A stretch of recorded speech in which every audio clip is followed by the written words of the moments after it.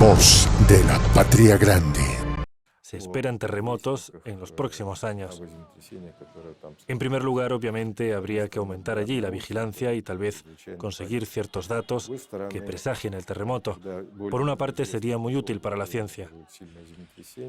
Por otra parte, cuando se sabe más o menos en qué región tendrá lugar un fuerte sismo, no estaría mal recordar a la población cómo hay que comportarse en dicha situación, preparar los servicios que se dedican a afrontar los efectos de los terremotos, el Ministerio de Situaciones de Emergencia en caso de Rusia o instituciones similares en otros países.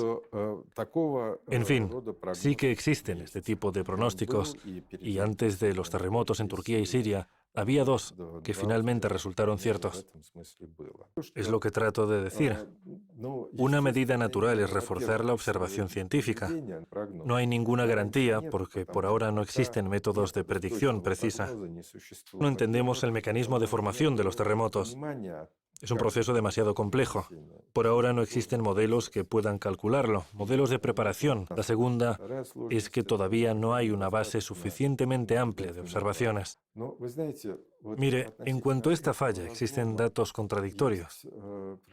Algunos colegas míos consideran que no ha sido el terremoto lo que ha provocado esa falla, sino que estuvo formándose durante mucho tiempo y le sacaron una foto solo después del terremoto.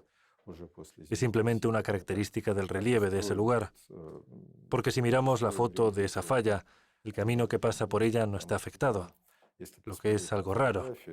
Debería haberse visto afectado por el terremoto. Sin embargo, se sabe que en el hipocentro del terremoto hubo un movimiento muy importante, de algunos metros, y la falla salió a la superficie. Existe el problema de modelar estos procesos porque, desde el punto de vista de la física del estado sólido, eso es imposible. Las deformaciones no pueden alcanzar distancias tan largas. Pero esto es en el caso de un cuerpo sólido. La Tierra en parte tiene las propiedades de un líquido. Los movimientos por las fallas no son totalmente elásticos, sino plásticos. Por eso algunos efectos no son elásticos. Y en principio esto hace posible que tengan impacto a grandes distancias.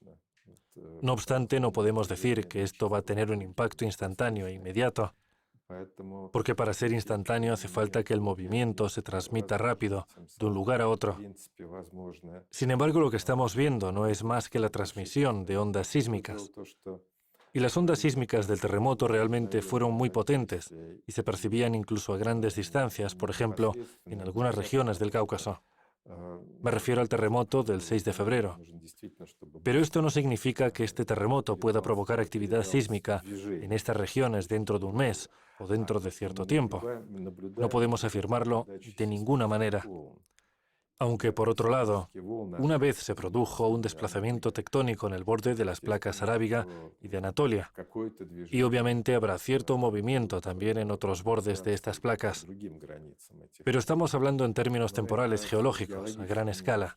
Se trata de siglos. Pero lo que ocurrió, el hecho de que supuestamente predijera un terremoto, sean seguramente solo conjeturas al azar. Bueno, fue muy afortunado, puesto que lo predijo por casualidad. No dijo que ocurriría en los próximos días, simplemente dijo unos días antes de que se produjera que podría haber un fuerte terremoto. Fue únicamente una cuestión de suerte. Ahora todo el mundo le escucha, naturalmente, porque tuvo suerte. ¿Y por qué dan miedo previsiones así? Esta clase de predicciones no pueden tomarse en serio porque son predicciones que no se basan en datos científicos. Sí, por supuesto, la ubicación de los planetas cambia la fuerza de las mareas en la Tierra, pero ya se ha demostrado que las mareas terrestres no influyen realmente en los terremotos. Sobre esto no hay mucho más que decir. ¿Es posible un terremoto en, digamos, las Islas Kuriles o en algún lugar de magnitud 8 o 8,3? Sí, es posible, claro. Puede que ocurra en un futuro próximo, pero puede que no ocurra hasta dentro de 20 años. Está claro. Esa persona espera volver a tener suerte, pero normalmente no se suele tener esa suerte por segunda vez, aunque a veces sucede. Como bien sabrá, afortunadamente siempre ha habido una cooperación internacional buena en materia de la sismología. Y las bases de datos internacionales siguen estando a disposición de todos y se pueden utilizar, incluyendo los datos recogidos por los rusos. Están disponibles sin restricción en Internet y cualquiera puede utilizarlos. Y nuestros datos, si los necesitan nuestros colegas extranjeros, también están disponibles. Es una base de datos común, ¿no? Bueno, hay diferentes redes sísmicas que ponen sus datos a disposición del público. No todos los datos, pero los más utilizados, por así decirlo, suelen ser públicos. Por ejemplo, hay un sistema que funciona en Estados Unidos que lo financia el Servicio Geológico de Estados Unidos. Su sede ahora está en Berkeley, California. Se llama Sistema Sísmico Nacional Avanzado. Preparan un catálogo de terremotos del mundo según la red global de estaciones sísmicas. Esta red de estaciones sísmicas también incluye las estaciones rusas, es decir, las estaciones del Servicio Geofísico de la Academia de las Ciencias de Rusia y muchas otras estaciones por todo el mundo. Por desgracia, registran los datos de los terremotos de magnitud 2,5 o más solo para Estados Unidos y para el resto del mundo solo es a partir de 4 grados. Es decir, esa información no es suficiente para hacer una previsión, porque los terremotos de magnitud 4 pasan infrecuentemente en cada lugar concreto y es bastante difícil tener una estadística pertinente. Los países de Latinoamérica donde actualmente la sismología se está desarrollando rápido son Chile y México. En México hace tiempo que existe una buena red de estaciones sísmicas y de estaciones GPS del Sistema Global de Navegación por Satélite. Así que allí tratan de hacer algún tipo de previsiones. En Japón por ahora no se dedican a eso, casi en absoluto, porque allí decidieron que es poco eficaz tratar de predecir los terremotos y que había que financiar el diseño de los métodos que permitieran contrarrestar los terremotos.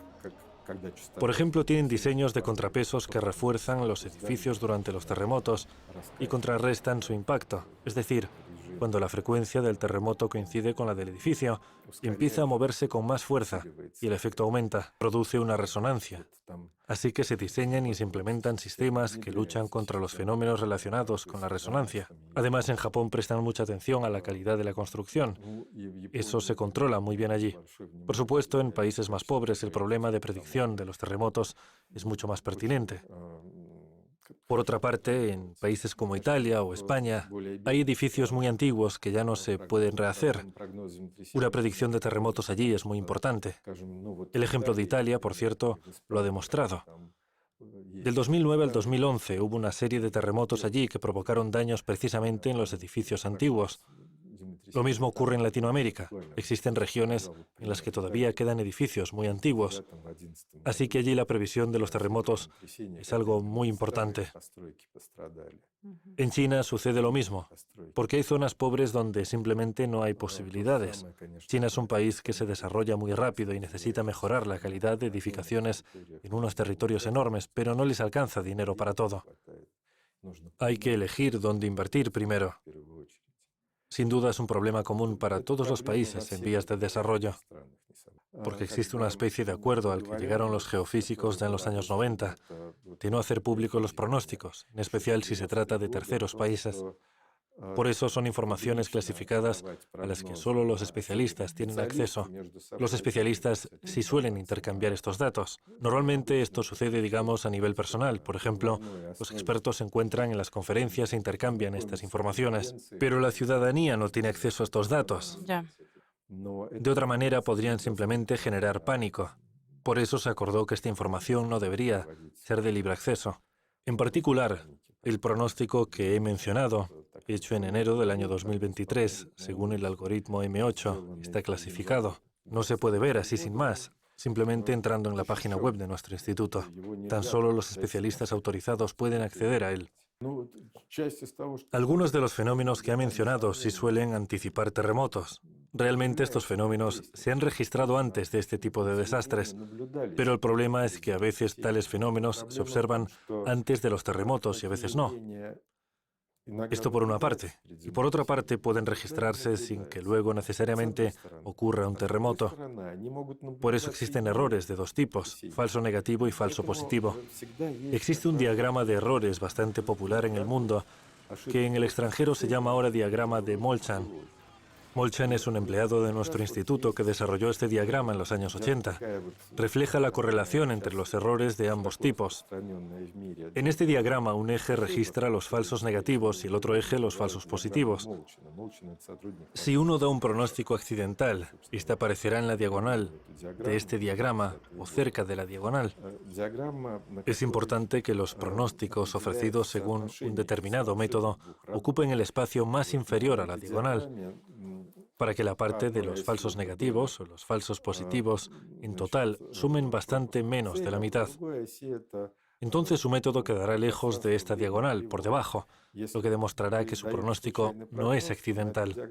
Pero si la suma de los falsos negativos y los falsos positivos se aproxima a la mitad o a la unidad, entonces el pronóstico es accidental.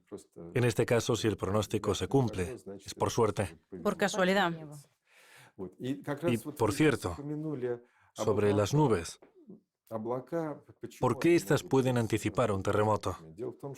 Porque realmente antes de un terremoto a veces se desprende radón, debido a que suceden ciertos procesos en la falla en la que luego se producirá el desplazamiento.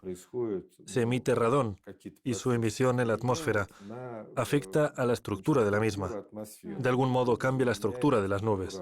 ¿Es poco común? Es un proceso físico. En realidad es muy difícil percibir correctamente cómo cambia la estructura de las nubes y si se emite radón.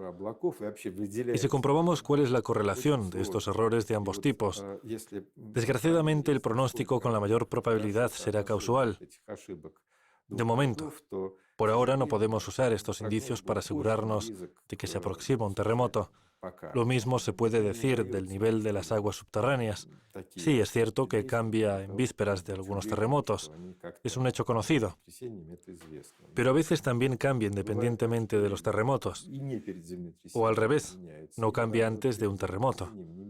Por eso es necesario controlar en todo momento esta correlación entre los errores de ambos tipos. Y lamentablemente, pocos lo hacen. Entendido. Y en lo que se refiere a los cambios en el comportamiento de los animales, dicen que empiezan a comportarse de forma muy extraña. Exactamente lo mismo. Lo mismo, puede que sea por un terremoto, puede que no. Sí, y en este sentido hay un ejemplo muy ilustrativo. El único caso de un pronóstico exitoso que permitió evacuar a la gente fue el terremoto ocurrido en China en el año 1976. Se me ha olvidado cómo se llama el terremoto de 1976, que fue pronosticado. Pero en el 78 ocurrió el terrible terremoto de Tangshan, que se llevó muchísimas vidas y no fue pronosticado. En China no detectaron ninguna señal, a pesar de que en aquellos años en China existía un sistema muy sólido y jerarquizado de transmisión de información, que se recogía y se transmitía a nivel de estructuras gubernamentales y municipales. Y gracias a eso lograron predecir el terremoto del 76, entre otras cosas por el comportamiento de los animales. Pero por el momento puedo decir con certeza que no tenemos métodos efectivos de pronóstico a corto plazo, y hay que tenerlo en cuenta. Por ahora, no somos capaces de predecir terremotos con un alto nivel de precisión y no podremos hacerlo en un futuro próximo. Ningún científico del mundo. Ningún científico del mundo. Si alguien afirma que sabe predecir terremotos, es un charlatán. Voz de la Patria Grande.